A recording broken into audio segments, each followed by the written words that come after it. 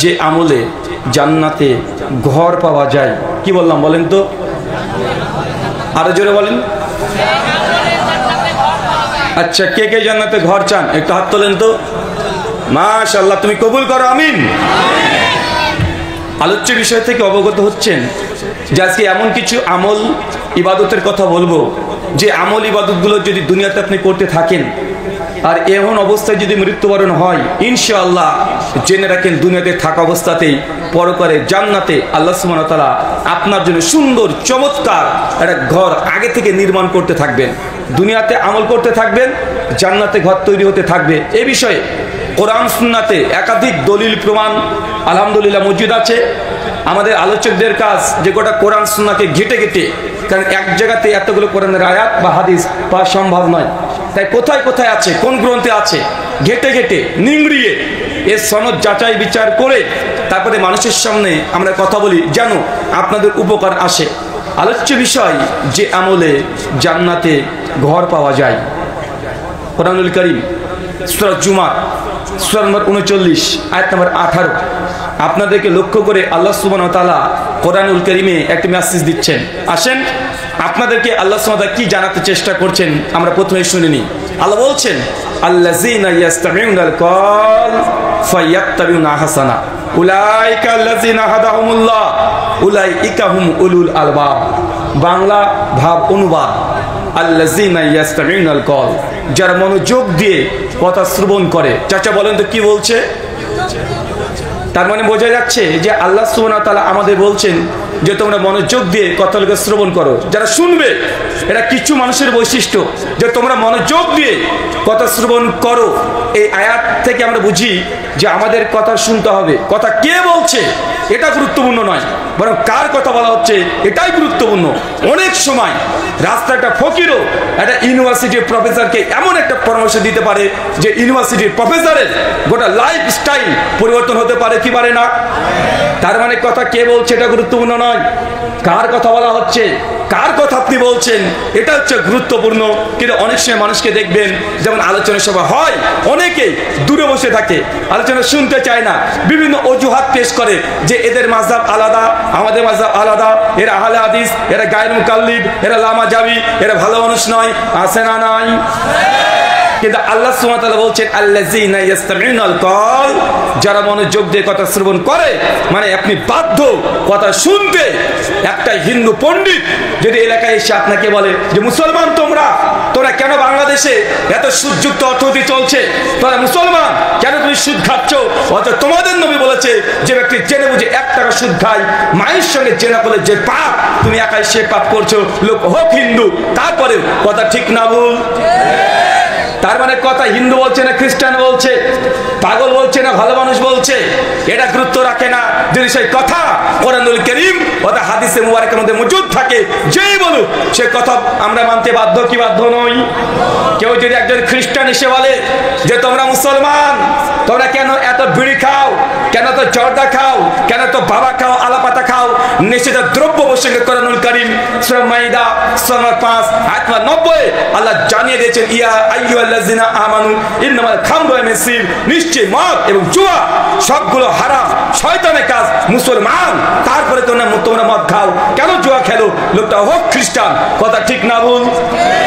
তার মানে আমরা কোরআনের এই আয়াত থেকে বুঝলাম আল্লাযীনা ইয়াসতামিউনাল কওল, যারা মনোযোগ দিয়ে কথা শ্রবণ করে।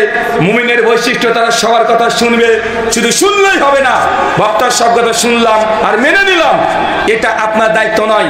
আল্লাহ শোনার পরে শর্ত দিয়েছেন, কি দিয়েছেন? ফায়াত্তাবিউনা আহসানা, শোনার পরে বক্তার যে কথা হলো দামি কথা, উত্তম কথা, ভালো কথা, সেই কথাগুলোরই গ্রহণ করো, সেগুলো ইত্তেবা অনুসরণ করো। তার মানে আজকে আমি যে কথাগুলো বলবো সব কথা মানা যাবে না। কি বললাম? আমার পূর্বের বক্তা যে কথা বলে গেছে, যদি মনে করেন সব কথা মানবো, সব কথা মানা যাবে না। আল্লাহ শর্ত বেঁধে দিয়েছে, যার কথা শুনলেন ফায়াত্তাবিউনা আহসানা, তার মধ্যে থেকে উত্তম জিনিস, ভালো কথা, গুড কথা, এই কথাগুলোকে গ্রহণ করো। এখন সমস্যা তো এটাই, হুজুর আমরা তো সাধারণ মানুষ, কোনটা ভালো কথা কোনটা মন্দ কথা কিভাবে বুঝবো? আমরা তো জানি যে সব জেলে সুর দিয়ে বক্তব্য দেয়, তার কথা আমার ভালো লাগে, যদিও সুর দেওয়া যাবে কি যাবে না এই মাসালা আমি বলছি না, আমি জায়েজ মনে করি প্রতিবন্ধকের সৃষ্টি করতে যাচ্ছি না, মানে আপনার কাছে কোনটা ভালো কোনটা মন্দ এটা বিচার কিভাবে করবেন। চলেন আমি না বলে আমি হাদিসে মুবারাকা থেকে একটা হাদিস পড়ে শোনাই। সে মুসলিম কিতাবুস সালাত হাদিস নাম্বার 850 আল্লাহ নবী বলছেন ফা ইন্না খায়রাল হাদিসি কিতাবুল্লাহ, সবচাইতে উত্তম কথা দামি কথা কার কথা? আল্লাহর কিতাবের কথা। যতই আপনার বিরুদ্ধে চলে যায়, আপনার পরিবারের বিরুদ্ধে চলে যায়, রাষ্ট্রের বিরুদ্ধে যদি চলে যায়, তারপরেও কথা যদি কোরআনুল কারীমের হয়, কথা যদি নবীর হাদিসের হয়, এই কথাটাই উত্তম। চাচা আমি জানি, মায়েরা এটাও জানি, যখন সুনান আবু দাউদ 4311 নম্বর হাদিস আমরা কোট করে বলি যে আল্লাহ নবী বলছেন কেউ যদি সেন্ট আতর গোলাপ জল সুগন্ধি মেখে কোনো নারী যদি বাড়ি থেকে বের হয়, আল্লাহ নবীর ভাষা অনুযায়ী সে নারীকে আল্লাহ নবী বলছেন সে নারী বেশ্যা, মানে জেনা করেনি। বুঝতে পারছি কথাটা শুনে আপনার রাগ হচ্ছে, কঠিন মনে হচ্ছে, কিন্তু এই কথাটা উত্তম কথা। কেন? এই কথা নবী বলেছে। বোঝা যাচ্ছে আমার কথা? কে কে আমার কথা বুঝতে পারছেন একটু হাত তোলেন তো। দেখেন বাঙালিরা কি নেতার অবস্থা দেখেন। প্রশ্ন কি করেছি? হ্যাঁ, কে কে বুঝতে পারছে না তারা হাত তোলেন। বলেন তো কারা তুলেছে? এর চানা বাঙালি, মানে হুজুরটা খারাপ কাজে হাত তুলতে বলবে না, তাই হাত তুলতে বলেছি, তুলে দিয়েছি। তার মানে আপনাকে এতক্ষণ আমি কোরআনের এই আয়াত থেকে বোঝানোর চেষ্টা করলাম বক্তার প্রত্যেক কথা এটা গ্রহণ করা যাবে না। কোন কথা গ্রহণ করতে হবে? যেটা আল্লাহর কিতাবে আছে, নবীর হাদিসে আছে, সেই কথা আপনার বিরুদ্ধে চলে গেলেও, সমাজের বিরুদ্ধে যাক, রাষ্ট্রের বিরুদ্ধে যাক, তারপরেও সেই কথাটাকে উত্তম কথা এটা আপনাকে অনুধাবন করতে হবে, মেনে নেওয়ার মতো হৃদয়কে উন্মুক্ত রাখতে হবে। যদি আপনি বলেন যে না সমাজে যা চলছে তাই করব, বাপ দাদা 14 পুরুষদের যা চলছে তাই করব, তাহলে আপনি হেদায়েত পাবেন না। আল্লাহ শর্ত বেঁধে দিয়েছে উলাইকাল্লাযিনা হাদাহুমুল্লাহ, যারা এই ধরনের হৃদয় নিয়ে বসে আলোচনা শুনতে, মূলত আমি আল্লাহ তাদেরকে হেদায়েত দিয়ে থাকি। তার মানে আল্লাহ যাকে তাকে হেদায়েত দেন না। চাচা আল্লাহর কাছে হেদায়েতের অভাব আছে? আল্লাহ ফেরাউনকে হেদায়েত দিতে পারতেন না? আবু জাহেলকে, আবু লাহাবকে, উতবা, সাইবা, আমার দেশ মোদিজি পারতেন কি পারতেন না? মোদিজিকে হেদায়েত দিতে পারেন আল্লাহ? আরে আল্লাহর কাছে তো হেদায়েতের অভাব নেই, কিন্তু আল্লাহ হেদায়েত দেয় না কেন? কারণ শর্ত দুটো দিয়ে দিয়েছে। এক, কথা শুনতে হবে। দুই, শুধু শুনবেই না, ভালো কথাগুলোকে গ্রহণ করার মতো হৃদয়কে উন্মুক্ত রাখতে হবে। যদি নিজের বিরুদ্ধে যায় কিন্তু তারা তো কথা শুনতেই চায় না, তারা হেদায়েত পাবে কিভাবে? তার মানে বুঝতে পারলাম যারা মুমিন ব্যক্তি তাদের মধ্যে দুটো হৃদয় থাকে, বৈশিষ্ট্য থাকে হেদায়েত পাওয়ার জন্য। আরেক শ্রেণী মানুষের কথা কোরআনুল কারীমে আছে বিভিন্ন জায়গায়। চলেন আরেক শ্রেণীর শ্রোতার কথা আমরা শুনে আছি। সূরা বাকারা সূরা নম্বর 2 আয়াত নাম্বার 170, সূরা মাইদা সূরা নম্বর 5 আয়াত নম্বর 4, সূরা যুখরুফ আয়াত নম্বর 23-24, বিভিন্ন জায়গায় সূরা আম্বিয়া আয়াত নম্বর 51-52, কমপক্ষে 10 জায়গায় কোরআনে আল্লাহ সুবহানাহু ওয়া তাআলা কিরাতের ভিন্নতায় তিনি আয়াত অবতীর্ণ করেছেন। আমি বলছি সূরা মাইদা আয়াত নম্বর 4, আল্লাহ বলছেন ওয়া ইযা কিলা লাহুম তাআলাউ মানজালাল্লাহ ওয়া ইলা রাসূল ক্বালু হাসবুনা মা আযাদনা আলাইহি আবাআনা। বাংলা ভাব অনুবাদ, আল্লাহ সুবহানাহু ওয়া তাআলা কোরআন মাজিদকে এমন ভাবে অবতীর্ণ করে দিয়েছে, এই আয়াতের বয়স হচ্ছে প্রায় 1400 বছর। কত বছর? কথা বলেন। 1400 বছর আগে কোরআনে দিয়ে দিয়েছে, কিন্তু আয়াতটা যখন অনুবাদ আপনার সামনে বলবো তখন মনে হবে যে আয়াতটা এই 2 ঘন্টা আগে অবতীর্ণ হয়ে গেছে। কেন? এখন এমন কিছু মানুষের কথা আল্লাহ বলছেন ওয়া ইযা কিলা লাহুম, হে নবী আপনি মানুষকে যখন বলবেন তাআলাও এইদিকে এসো, কোন দিকে? আনজালাল্লাহ, আল্লাহ যে অবতীর্ণ করে, ওয়া ইলা রাসূল, আর রাসূল তোমার দিকে। কিছু মানুষ সমাজে এমনও থাকবে যাদেরকে আপনি দেখবেন তারা বলবে ক্বালু হাসবুনা মা আযাদনা আলাইহি আবাআনা, আরে আমরা তো ওটা পেয়ে খুশি হয়ে গেছি, আমার জন্য ওটাই যথেষ্ট। আমাদের বাপ দাদাকে যেই পথে পেয়েছি, বাপ দাদা যে আমল করেছে আমরা সেই আমল করব। কিসের কোরআন, কিসের হাদিস? আমার বাপ দাদা কি ভুল পথে ছিল? ভাই বলেন তো এমন মানুষ আছে না নাই? তার মানে কোরআনুল কারীমে আল্লাহ সুবহানাহু ওয়া তাআলা প্রত্যেকটা মানুষের সাইকোলজি বলে দিয়েছেন। মনে হচ্ছে যে আপনাদের এলাকাতে এরকম মানুষ দেখতে পান কি পান না? 1400 বছর আগে যদিও এই আয়াতের বয়স, কিন্তু মানুষের ব্রেন 1400 বছর আগে যা ছিল 1400 বছর পরে সেই সেম একই কোয়ালিটির জবাব মানুষ দেয় কি দেয় না? দেয়। সহিহুল বুখারী কিতাবুল জানাইজ হাদিস নম্বর 1360 আল্লাহর নবী বলছেন যে আমার চাচা মৃত্যুশয্যায় শায়িত, নাম হচ্ছে আবু তালেব, সে মুসলিম কিতাবুল ঈমান বাব শাফাতুন নবী হাদিস না 398। আল্লাহ নবী তার চাচা আবু তালেবের কাছে গিয়ে বলছে, চাচা তুমি একবার কালেমা পাঠ করো, বাকি কিয়ামতের মাঠ আমি যে কোনো মূল্যে শাফাআত করে তোমাকে জান্নাতে নিয়ে যাওয়ার জন্য আল্লাহ সুবহানাহু ওয়া তাআলার কাছে অনুরোধ করব। চাচা বুঝতে পারছেন, স্বয়ং আল্লাহ নবী কাকে বলছেন? নিজের চাচাকে, মৃত্যুশয্যায় শায়িত আছে। সঙ্গে সঙ্গে চাচা তার মন এই কথা সাক্ষ্য দিচ্ছে যে আমার ভাতিজা মুহাম্মদ জিন্দেগিতে কোনো মিথ্যা কথা বলেনি, কখনো কারোর সঙ্গে আমানতের খেয়ানত করেনি। আমার ভাতিজা যে দাবি করছে যে তার কাছে হেরা গুহাতে জিবরিল এসেছে ওহী নিয়ে, তিনি যে নবী দাবি করছে, এই দাবির মধ্যে আবু তালেবের কোনো সন্দেহ নেই। কারণ তিনি জানে যে তার ভাতিজাকে ছোট থেকে তাকে প্রতিপালন করছে। মন চায় কালেমাটাকে পাঠ করে নিতে, যখনই কালেমা পাঠ করতে যাই ওই মুহূর্ত অবস্থায় পাশে দাঁড়িয়ে আছে একদম আরবের শেষ মাকার সব চাইতে বড় শয়তানের ওলি আবু জাহেল, আবু লাহাব, উদওয়া, সাইবা, এরা পাশ থেকে বলছে, আবু তালেব কি ব্যাপার, তুমি কি তোমার বাপ দাদার ধর্ম আব্দুল মুত্তালিবের ধর্মকে ত্যাগ করে দিয়ে এই মুহাম্মদ যে এতিম ছেলে আমরাই খেতে দিলাম, আমরাই পড়তে দিলাম, আরে আমরাই যাকে বড় করলাম খাওয়া দাওয়া করে, বাবা নেই ছাগল চড়াই, এই ব্যক্তির ধর্মকে তুমি গ্রহণ করবে? আবু তালেবের মনটা আবার ওই দিকে চলে যায়। শেষ পর্যন্ত আবু তালেব কালেমে শাহাদাত পাঠ করে না। চাচা মনে রাখবেন, যখন কোরআনের কথা বলা হবে, যখন হাদিসের কথা বলা হবে, যদি আপনার সমাজের বিরুদ্ধে চলে যায়, আপনার নিজের আমলের বিরুদ্ধে চলে যায়, আপনার জবান থেকে যদি এই কথা বের হয় যে বাপ দাদা যে পথে আছে সেই পথে থাকবো, কোরআনে কি আছে হাদিসে গেছে দেখার দরকার নেই, এই জবাবটা এটা মুমিনের জবাব নয়, এটা আবু জাহেলের জবাব। এরকম মানুষ আছে না নাই? একটু 19-20 হয়ে গেলেই হয়। আপনি আজকেও চেক করেন, আজকেও করেন, এরকম মানুষ পেয়ে যাবেন। আমি কয়েক বছর আগে একজন হিন্দু পণ্ডিতের কাছে গিয়েছি। পণ্ডিতের কাছে গিয়ে বলছি যে পণ্ডিতজি আপনারা যে মূর্তি পূজা করেন, তো মূর্তি পূজা কেন করেন? উনি তখন বলছেন আমাদের শাস্ত্রে আছে। আমি বলছি কোথায় আছে? উনি তখন টেনশনে পড়ে যায়, আসলে তাই তো, কোথায় মূর্তি পূজার কথা আছে, কোথায় খুঁজে পাবে? যখন অনেকক্ষণ কথা বলার পরে তাকে বলছি যে আমার জানা মতে সনাতন শাস্ত্রে মূর্তি পূজা করতে হবে, ঈশ্বরের প্রতিমা নির্মাণ করতে হবে, এই মর্মে কোনো শ্লোক বা মন্ত্র পাওয়া যায় না, এটা পণ্ডিত ঠাকুরদের বানানো। তখন উনি টুক করে বলছে, ভাইজান আসলে আমরাও জানি আমাদের শাস্ত্রে মূর্তি পূজার কথা নাই। আমি তখন বলছি তাকে, তাহলে আপনি করছেন কেন, কেন করছেন? শাস্ত্রে যেহেতু নাই। উনি তখন বলছেন, আরে বাপ দাদা পুরো পুরুষদের আমরা করে চলে আসছি, পরম্পরা ধরে চলছে।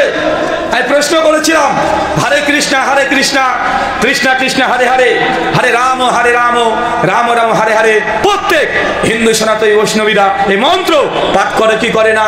পাঠ করে। আমি প্রশ্ন করেছিলাম, 4খানা বেদ আছে, ঋক সাম যজু অথর্ব বেদ, 4 বেদে 20,536টা মন্ত্রের সংখ্যা, ভাগবত গীতা 18খানা অধ্যায়, 700খানা শ্লোক আছে, 18খানা পুরাণ আছে, উপনিষদ আছে, অনেকগুলো গ্রন্থ, 4 বেদ, ভাগবত গীতা, এই গ্রন্থে এই মহামন্ত্র কি আছে? এখন পর্যন্ত আমার চ্যালেঞ্জকে কেউ খণ্ডন করতে পারেনি। আমি দাবি করেছি 4 বেদ, ভাগবত গীতা, পাশাপাশি যদি আপনি ধরে নেন মনুষ্য সংহিতা, অন্য সংহিতা শাস্ত্রগুলো প্রায় 20খানা সংহিতা শাস্ত্র, এক জায়গাতেও এই মন্ত্র বর্ণনা করা হয়নি, তারা পড়ছে, আছে না নাই?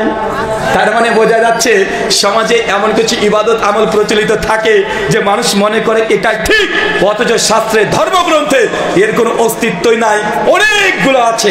চাচা আপনি বলছেন হিন্দুরা তাহলে মনে বোকা মানুষ, তাদের ধর্মগ্রন্থে নেই তাও করে, আমরা মুসলমান তো অত বোকা না, আমরা যা করি সব কোরআন হাদিসেই আছে, মনে হয় কি হয় না? কথা বলেন। কয়েকদিন আগে শবে বরাত গেল, রাত্রিবেলাতে লাইট জ্বালিয়েছিলেন, দিনের বেলায় রোজা রেখেছিলেন, রাত্রিতে 100 রাকাত নামাজ পড়েছিলেন, হালুয়া রুটি খেয়েছিলেন, কবরস্থানে গিয়ে মানে জিয়ারা করে এসেছেন কি আসেন নাই? একবার খোঁজ খবর করে দেখেছেন যে এগুলো আসলে সহিহ সুন্নাহ দ্বারা প্রমাণিত না? না, আপনি চেক করে দেখেননি, আপনি বলছেন সবাই করে আমিও করি। বাপ দাদা আপনি যেমন দলিল দেন, হিন্দু পণ্ডিতও দেয়, আছে না নাই? শোনেন, আলোচনা শুরুর আগে ব্রেনটাকে পরিষ্কার করতে হবে। কোরআন হাদিস থেকে ঘেটে ঘেটে তো আপনাকে আলোচনা শুনে দিয়ে চলে যাব, কিন্তু আলোচনা বোঝার আগে যদি আপনার মেন্টালিটি, মানসিক অবস্থা যদি পরিবর্তন না করতে পারেন, 5 ঘন্টা আলোচনা করলেও কোনো লাভ হবে না। জেনে রাখেন, সমাজে অনেক কিছু চলছে ধর্মের নামে, যেগুলো ধর্ম না। চলেন কয়েকটা আপনাকে উদাহরণ দিই। ধর্ম না, যারা যুবক তরুণ ছেলেরা আছে, তাদের কাছে আমার প্রশ্নে একটা ছোট্ট, একদম সাদা মানে সাদা প্রশ্ন। আমার সাদা মানে কোনো কাদা নাই ভাই। ভাই বলেন তো, 14ই ফেব্রুয়ারি কয়েকদিন আগে গেল কি গেল না? 14ই ফেব্রুয়ারি দিনটাকে কি দিবস বলা হয়? ভালোবাসা দিবস। আরে ভাই বাংলায় বলেন কেন, ইংরেজিতে বলেন? Valentine day. মাশাআল্লাহ। যারা মাধ্যমিক পাস করেছেন কে কে হাত তোলেন একবার? মাত্র 2 জন। আরে মাধ্যমিক মানে এসএসসি মানে ক্লাস 10, কে কে? এই কয়জন? মাশাআল্লাহ। আচ্ছা বলেন তো, ভালোবাসা দিবস ইংলিশ কি? Valentine day. পৃথিবীর কোন ডিকশনারিতে আছে? অক্সফোর্ড, ক্যামব্রিজ, কিসে আছে? ভ্যালেন্টাইন ডে ইংলিশ অনুবাদ করলে হয় ভ্যালেন্টাইন ডে ইংলিশ বাংলা করলে ভালোবাসা দিবস। আরে আমরা যতটা টুটাবাটা মানে ইংরেজি জানি, ভালোবাসা দিবস ট্রান্সলেশন ইংলিশে করলে হবে লাভ ডে। কি ডে? লাভ ডে। বিশ্ব ভালোবাসা দিবস যদি ইংলিশ করে ইন্টারন্যাশনাল লাভ ডে বা ন্যাশনাল লাভ ডে বা গ্লোবাল লাভ ডে বা ওয়ার্ল্ড লাভ ডে, এগুলো তো হওয়ার কথা, কিন্তু না হয়ে ভ্যালেন্টাইন ডে হলো কিভাবে? কিভাবে হলো? আরে জিন্দগিতে তো এরকম কোনো ডিকশনারি নেই যে ভ্যালেন্টাইন ডে মানে তার বাংলা মানে ভালোবাসা দিবস, তার মানে ডাল মে কুছ কালা হে नहीं, बल्कि पूरा डाल ही काला है। মানে গোটা ডালটাই অপবিত্র হয়ে আছে, মানে আপনি এখনো বুঝতে পারেননি। চলেন আচ্ছা বলেন তো চাচা, 25শে ডিসেম্বর এই দিনটা কি দিন? বড়দিন। মাশাআল্লাহ। 25শে ডিসেম্বর কি দিন? বড়দিন তো। আচ্ছা, যারা শিক্ষিত আছেন, ক্লাস 10 পাস করেছেন, টাইমের দিক থেকে বড়দিন কয় তারিখ? 365 দিনের মধ্যে সময়ের দিক থেকে। আরে আমার কথা বিশ্বাস না করলে হাতে মোবাইলটা আছে, মোবাইলটা নেন, চলে যাবেন গুগল, দামাত বারকাতুম আলিয়া, তাকে প্রশ্ন করেন যে মামু বলো তো গোটা বিশ্বের 365 দিনের মধ্যে সবচেয়ে বড়দিন কয় তারিখ? আপনাকে অ্যান্সার করবে 22শে জুলাই। যদি গুগলে খুঁজে না পান, চ্যাট জিপিটি হাফেজাল্লাহ আছে না নাই? চ্যাট জিপিটি আছে না? মানে তার ভয়ঙ্কর। তাকে প্রশ্ন করে ডিরেক্ট উইথ রেফারেন্সের থেকে অ্যান্সার করে কি করে না? এখনই আমার বক্তব্য চেক করে দেখে নেন, দেখেন পরিষ্কার জানবে 22শে জুলাই এটা হচ্ছে দুনিয়ার সবচাইতে দিন হয় বড় আর রাত হয় ছোট।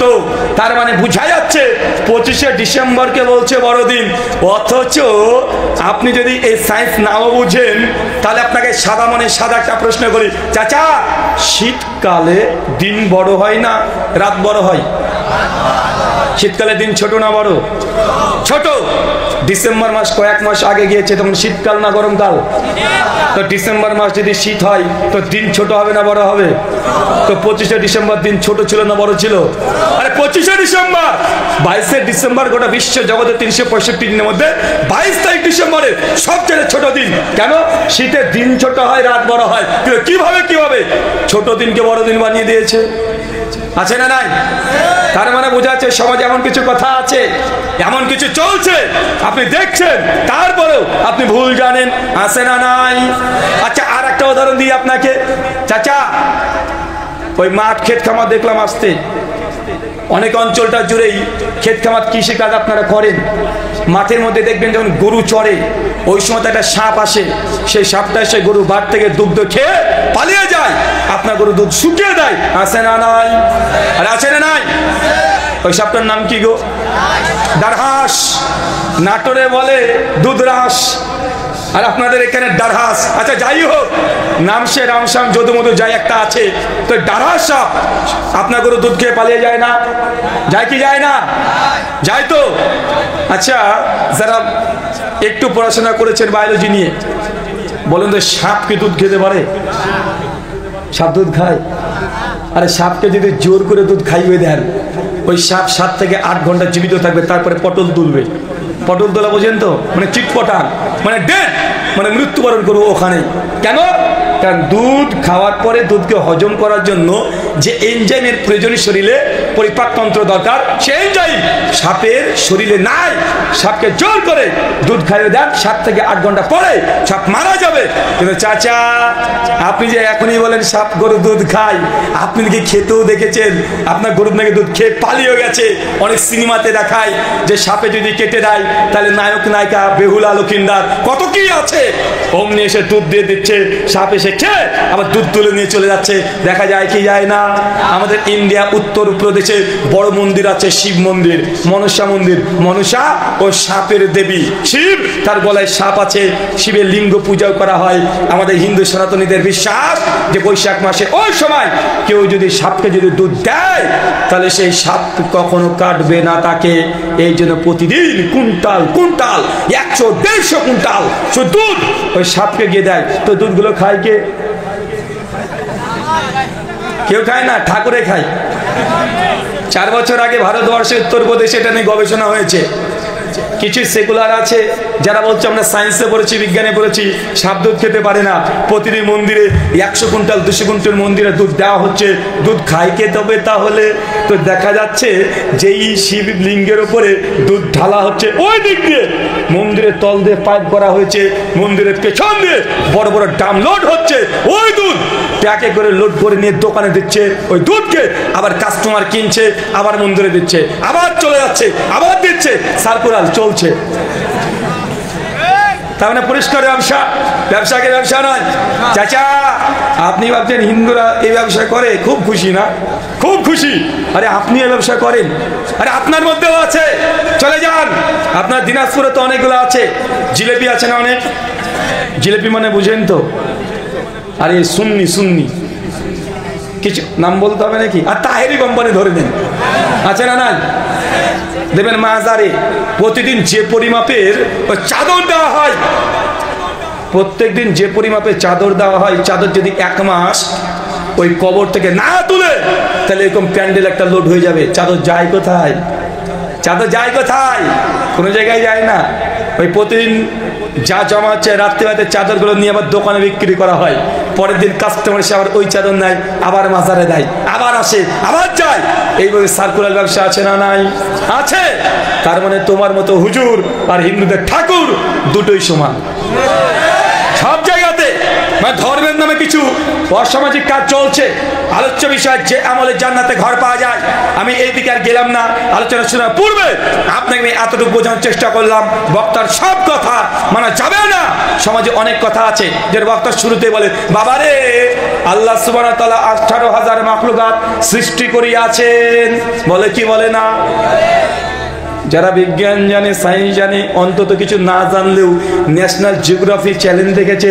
অর্থাৎ গুগল মামুকে যদি এখনই প্রশ্ন করে দেওয়া হয় পৃথিবীতে কতগুলো সৃষ্টি জগতের মধ্যে কতগুলো প্রাণীর অস্তিত্ব পাওয়া যায়, গুগল চট করে জবাব দিয়ে বলছে প্রায় 1,67,000 প্রাণীর অস্তিত্ব বিজ্ঞানী পেয়ে গেছে। ডিসকভার মানে আবিষ্কার কোনো শেষ হয়নি। কথা বুঝেননি মনে হয়? তো হুজুর বলছে যে 18,000, কিন্তু আমরা দেখছি প্রায় 1,67,000 প্রাণী অস্তিত্ব পাওয়া যায়। শুধু সামুদ্রিক প্রাণী মাছ এর প্রজাতি আছে প্রায় 9,000 প্রজাতি, শুধু মাছই আছে। হুজুর বলছে 18,000 মাখলুকাত। তখন কে ঠিক? যা দেখছি তা ঠিক না হুজুরের কথা ঠিক? নাহাল 16:18 সূরাতুল ফাতিহা রব্বুল আলামিন ইবনে কাসির রাহিমাহুল্লাহ 701 জন্ম 774 মৃত্যু 750 বছর আগে এই কোরআনের আয়াতে তাফসীর করতে গিয়ে বলছেন রব্বুল আলামিন যে আল্লাহ সৃষ্টি জগতের রব। এর অর্থ আল্লাহ সুবহানাহু ওয়া তাআলা আসমান জমিনে কত কোটি যে মাখলুকাত সৃষ্টি করেছেন। মানুষ আর জিন যদি গুনতে শুরু করে আল্লাহর মাখলুকাত সৃষ্টি গুনে শেষ করতে পারবে না। আল্লাহর এত মাখলুকাত আছে। সূরা নাহাল আয়াত নাম্বার 18। কিন্তু হুজুর বলছে 18,000 আছে না? নাই। আরো শুনবেন নাকি? সমাজে ভুল ভুল কথা শুনবেন। আর একজন আলোচকের কথা বলছি, নাম নেব না, তাকে ভালোবাসি, শুধু আপনাকে সাবধান সতর্ক করার জন্যই বলছি। একজন তাফসীরকারক তাফসীর করছেন আল্লাহ রাজ্জাক, তিনি হচ্ছে রিজিক দাতা। কিভাবে প্রমাণ করছে? বলছে যে একদিন নবী সুলাইমান আলাইহিস সালাম আল্লাহকে বলছে আল্লাহ তুমি তো গোটা সৃষ্টি জগতের বাদশা, তুমি গোটা সৃষ্টি জগতের বাদশা, আর আমি নবী সুলাইমান এই পৃথিবীর বাদশা। তো আমার ইচ্ছে হয়েছে আমি গোটা সৃষ্টি জগৎকে 1 বছর আমি খাওয়ান দেবো, মানে খেতে দেবো। তখন আল্লাহ বলছে সুলাইমান তুমি পারবে না, আমাদের সৃষ্টি জগৎ অনেক বড়। নবী সুলাইমান বলছে, আল্লাহ যদি 1 বছরের জন্য না পারি 1 মাসের জন্য দাও, না তবুও পারবে না। আল্লাহ 1 সপ্তাহের জন্য দাও, তাও পারবে না। আল্লাহ 1 দিনের জন্য দাও, তাও পারবে না। আল্লাহ একটা দিনের একটা বেলার জন্য দাও। আল্লাহ দেখছেন সুলাইমান এত জেদ করছে, আচ্ছা যাও, ইজাজত অনুমতি তোমাকে দিয়ে দিলাম, তুমি আগামী কাল লাঞ্চের দাওয়াত দাও গোটা বিশ্বের সৃষ্টিকুল যা আছে। নবী সুলাইমান তখন জিনদের বাচ্চাকে ডাকছে, জিনদের বাচ্চা তাড়াতাড়ি আসো। জিনু সামনে চলে এসেছে আলিফ লাইলার মতো, একদম জাহাপানা কি চান বলেন।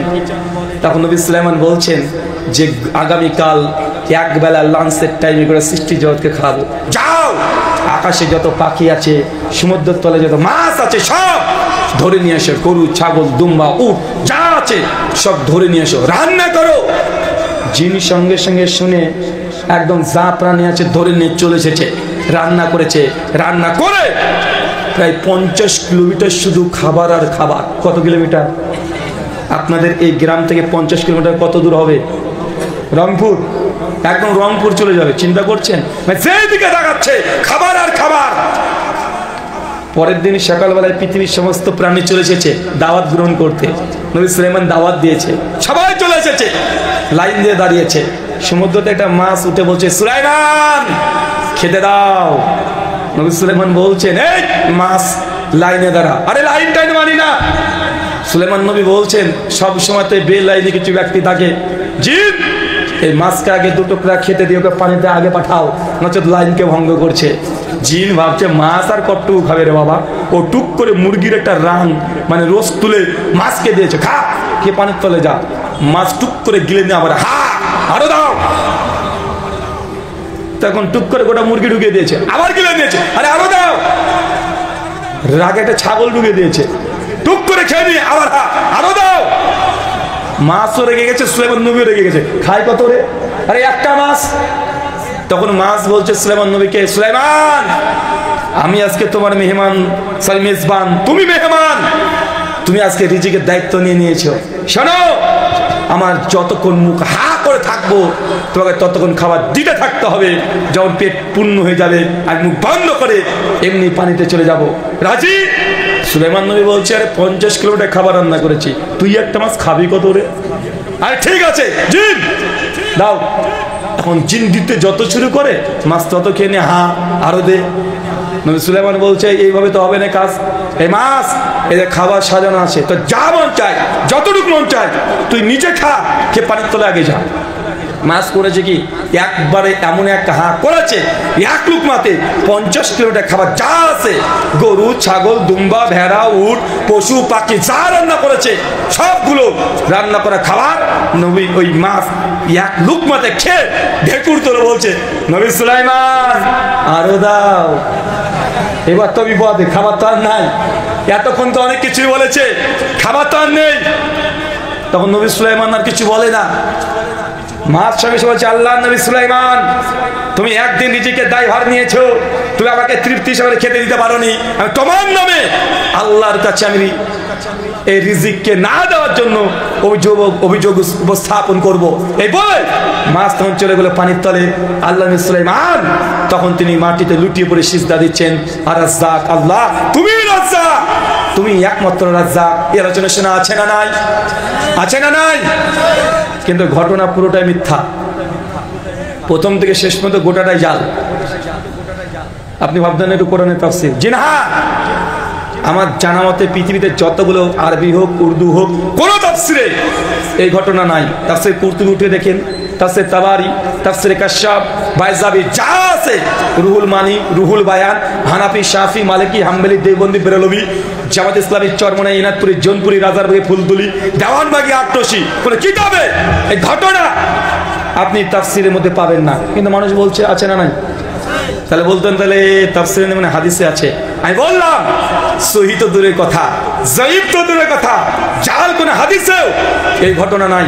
তাহলে হুজুর মনে ইসরায়েলি রিওয়ায়েতে আছে আপনারা আমার সম্পর্কে যারা জানেন তারা একটু হলেও বুঝেন যে আমি ইহুদি এবং খ্রিস্টান ধর্ম নিয়ে পড়াশোনা করেছি। আমার লাইব্রেরি INC প্রায় 103-এর অধিক Bible, Old Testament, New Testament, Tanakh, তওরাত, তালমুদ আলহামদুলিল্লাহ বেশ কয়েকবার আমার পড়াও আছে এবং খ্রিস্টানদের সঙ্গে বিতর্ক আছে না নাই। তারপরে আমি সেই গ্রন্থগুলো সম্পর্কে ভালোভাবে অবগত। আমি চ্যালেঞ্জ করে বলতে পারি কোন ইসরায়েল রাতেও এই ঘটনা নাই। কিন্তু বক্তা বলছে যে চাচা তার মানে এরকম অনেক ঘটনা আছে, কয়েকশো ঘটনা বলতে পারবো, হাদিসে নেই। কিন্তু আমি আলোচকরা আলোচনা করছি কেন? এটা আপনাদের জন্য। কেন আমি যখন টাকাটা কোরআন হাদিসের কথাগুলো বলবো আপনার শুনতে ভালো লাগবে না। যতক্ষণ সুর না দিচ্ছি আর গল্প না করছি, এই যে গল্পর আকারে যখন ঘটনা বলেছি সমস্ত মানুষ কান খাড়া করে শুনছিল যে এই তো ওয়াজ, এই তো ওয়াজ। কিন্তু ওয়াজ না, ডাহা জাল, মানে একটা হরফও নাই কোরআন হাদিসে, গোটাটাই। আচ্ছা আপনাকে সাদা মনে সাদা প্রশ্ন, বলেন তো তুমি মাছ কি রান্না করা গরু গোস খায়? বক্তা খাওয়াচ্ছে যে তুমি মাছ কি সমুদ্রের মাছ খাবে রান্না করা? ওকে পাখির রোস্ট খাবে? বক্তা খাওয়াচ্ছে যে 50 কিলোমিটার মানে খাবার একটা তিন মাসে খেতে পারে, খেতে পারবে?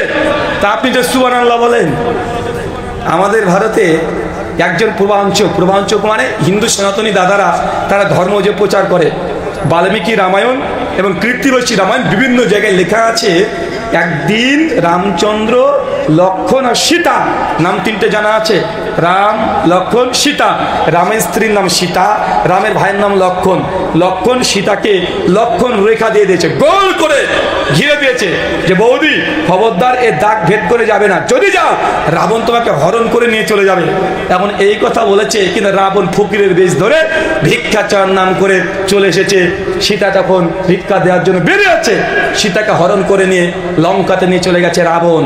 রামচন্দ্র বাড়িতে এসে দেখছে যে সীতা নাই, আর ভগবান রাম তখন কান্না করছে। কেন? ভগবান রামের বউকে কিডন্যাপ করে নিয়ে চলে গেছে, ভগবানের বউ কিডন্যাপ হয়ে গেছে। ভগবান কাঁদছে, ও জঙ্গলে চলে যায়। কখন হরিণকে জিজ্ঞাসা করে, এ হরিণ, হেমরি গো, আমার স্ত্রীকে তুমি কখনো দেখেছো? বলছে না আমি দেখিনি। সবাইকে জিজ্ঞাসা করে রাম। ভগবান কান্না করছে, বউ কিডন্যাপ হাইজ্যাক হয়ে গেছে। কেউ যখন পারে না, লক্ষণকে বলছে, লক্ষণ এসে বলছে, বাবা ভাই রাম, দাদা আমি তো আমার বৌদিকে যেন রাবণ হরণ করতে না পারে লক্ষণ রেখা দিয়ে দিয়েছি, কিন্তু লক্ষণ রেখা ভেদ করে চলে গেছে। এখন তো তাকে তো আর পাওয়া যাবে না, কোথায় গিয়েছে কেউ জানে না। দূর থেকে ছুটতে ছুটতে চলে এসেছে হনুমান, রাম ভক্ত। জয় শ্রীরাম চিৎকার মেরে প্রণাম করে মাটিতে লুটিয়ে পড়েছে। এখন কদমবুসি করে বলছেন যে প্রভু রাম, আমি জানি মাতা সীতাকে কে হরণ করেছে। কে করেছে? বলছে রাবণ, তিনি লঙ্কায় নিয়ে চলে গেছে। সঙ্গে সে নারায়ণ ঋষি এসে বলছে নারায়ণ নারায়ণ। এই করে এসে অনেক বড় ঘটনা এসে তখন বলছে যে দেবী সীতাকে উদ্ধার করতে হবে, কিন্তু শর্ত একটা, আজকে সূর্য যেন না ডুবে, সূর্য ডুবার আগেই দেবী সীতাকে উদ্ধার করতে হবে লঙ্কা থেকে। যখন এই কথা বলেছে সঙ্গে সে ছুটে গিয়ে, কে জানেন তোমার? হনুমান। উড়ে গিয়ে হনুমান উড়ছে, কে উড়ছে? হনুমান উড়ে চলে গেছে, যে সূর্যকে দেখে টুক করে ধরে গিলে খেয়ে নিয়েছে, সূর্য খেয়ে ফেলেছে। হাসি লাগছে না যে হনুমান সূর্যকে খেয়ে নিয়েছে? আমার সাদা মনে সাদা প্রশ্ন, যতগুলো রামায়ণ আছে প্রায় 300 রামায়ণ আছে, এতগুলো রামায়ণের মধ্যে এই যে হনুমানজি যে সূর্যকে খেয়ে নিল, খেয়েছে এটা রামায়ণে আছে, কিন্তু বের হয়েছে কোন দিক দিয়ে এটা রামায়ণ আর নাই। আরে ভাই আমরা সূর্য তো দেখতে পাচ্ছি, এখন দেখতে পাচ্ছি না, তার মানে খেয়েছে বুঝে নিলাম, ফর সেক অফ আর্গুমেন্ট, যুক্তির খাতিরে তর্কের খাতিরে মেনে নিলাম যে 1 সেকেন্ডের জন্য হলেও সূর্যকে একদিন হনুমানজি গিলে খেয়ে নিয়েছে। এখন খেয়ে করেছে কি? নিঃসন্দেহে হজম হয়ে যায়নি, আর যদি হজম হয় তো বের হয়েছে কোন দিক দিয়ে? আকাশে তো ঠিকই সূর্য আছে, কোন দিক দিয়ে বের হয়েছে এর কোনো প্রমাণ পাওয়া যায় না। আমার এটা প্রশ্ন না, যারা মোটামুটি অ্যাস্ট্রোলজি নিয়ে পড়াশোনা করেছেন, মেটাফিজিক্স নিয়ে যারা পড়াশোনা করেছেন, কোয়ান্টাম মেটার নিয়ে যারা পড়াশোনা করেছেন, তারা জানেন আমাদের এই পৃথিবী চাচা কত বড়, কত বড় না? বাংলাদেশ এত বড়, বাংলাদেশের চাইতে ভারত কত বড় জানেন আপনি? বাংলাদেশের মানুষের চেয়ে 18 কোটি, ভারতে আসছে 140 কোটি। তার মানে বাংলাদেশের তুলনায় ভারত কত বড়? আর বাংলাদেশ, ভারত, পাকিস্তান, চীন, নেপাল, ভুটান, ইংল্যান্ড, হল্যান্ড যা আছে, সৌদি, কুয়েত, কাতার, বাহরাইন, মালয়েশিয়া, ইন্দোনেশিয়া, যতগুলো দেশ, প্রায় 250 রাষ্ট্র নিয়ে একটা পৃথিবী। চিন্তা করছেন পৃথিবী কত বড়? চাচা, সূর্য দেখতে পান? সূর্য দেখা যায় না? কাল সকালবেলায় যদি সূর্য দেখবেন, সূর্যের সাইজ কতটুকু? মনে হবে যে চাঁপাই নবাবগঞ্জের কালায় রুটির সমান, একাই খেয়ে নিতে পারবেন, মনে হয় না? অথচ সূর্য যতটুকু দেখছেন ততটুকু না। সূর্যের সাইজ আমাদের গোটা পৃথিবী যত বড়, তার 1 গুণ নয়, 100 গুণ নয়, 1000 নয়, 1 লক্ষ নয়, 13 লক্ষ গুণ বড় একটা সূর্য। মানে 13 লক্ষখানে এত বড় বড় পৃথিবী সূর্যের মধ্যে ঢুকিয়ে দিলে টুক করে গিলে খেয়ে নিতে পারবে সূর্য, এত বড়। কিন্তু আমার সাদা মনে সাদা প্রশ্ন, হনুমানজি ছোট্ট একটা প্রাণী অত বড় সূর্য খেলো কি করে? কিভাবে খেলো? ওইভাবে খেয়েছে। বক্তা যেভাবে মাছকে গোশ খাওয়িয়েছে, হিন্দু দাদারা ওইভাবে হনুমানকে সূর্য খাওয়িয়েছে। আপনি হিন্দুদের কথা শুনে হাসি পান? হিন্দুরা দুর্গা পূজাকে পুজো করে, খুব হাসি, যে মানুষ না পাই আমারে মাটির তৈরি মূর্তিকে পুজো করে। বেটা, তুমিও তো কবর যে শুয়ে আছে তাকেও পুজো দাও, দাও না? ওরা দুর্গার কাছে চাইলে দোষ, তুই দরগার কাছে গিয়ে চাও, এটা দোষ না। দুর্গা তো দাঁড়িয়ে থাকে, দরগায় যিনি আছেন ওই বেটা তো শুয়ে আছে। পার্থক্য তো এতটাই, দুর্গা আছে মা আর দরগা হচ্ছে বাপ। দরগা কি আছে? বাবা।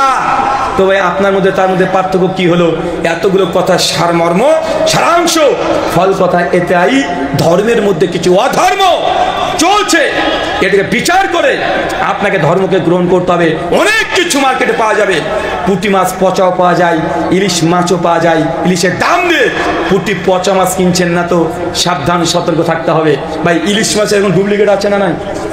হ্যাঁ, দেখতে ইলিশ মাছের মতো লাগে, গন্ধ ইলিশ মাছের মতো, কিন্তু খেতে গেলে বোঝা যায় মালটা ইলিশ না, অন্য কোনো মাছ। আছে না নাই? কারণ ধর্মের মধ্যে অনেকগুলো অসঙ্গতি ঢুকিয়ে দিয়েছে, বিচার বিশ্লেষণ করতে হবে। আলোচ্য বিষয়, যে আমলে জান্নাতে ঘর পাওয়া যায়। চাচা, 3 জন মানুষ আগে থেকেই দুনিয়াতে ঘর পেয়ে গেছে। আল্লাহ নবী মেরাজে গিয়েছিলেন, জান্নাতে ঘর দেখে এসেছেন। দুনিয়াতে এসে তিনি জানিয়েছেন এই 3 জনের ঘর আমি দেখতে পেয়েছি। সেই 3 জন ব্যক্তির নাম বলতে পারবেন কেউ? কে বলবেন? না, আগে হাত তোলেন। চাচা আপনি বলবেন। তুমি বসো, ইয়াং ছেলে, বিয়ে করেছো? বিয়ে হয়েছে? বসো, এখনো বিয়ে করেন, উত্তর দেবে। চাচা দাঁড়ান। আর কে পারবেন যারা 50-এর উপরে বয়স? 3 জন পারবেন চাচা? মাশাআল্লাহ। কোথায় শুনেছেন? মাশাআল্লাহ। চাচা বলেন। 1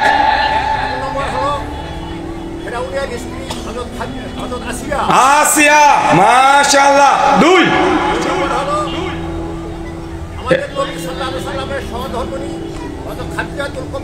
খাদিজাতুল কুবরা, মাশাআল্লাহ। 3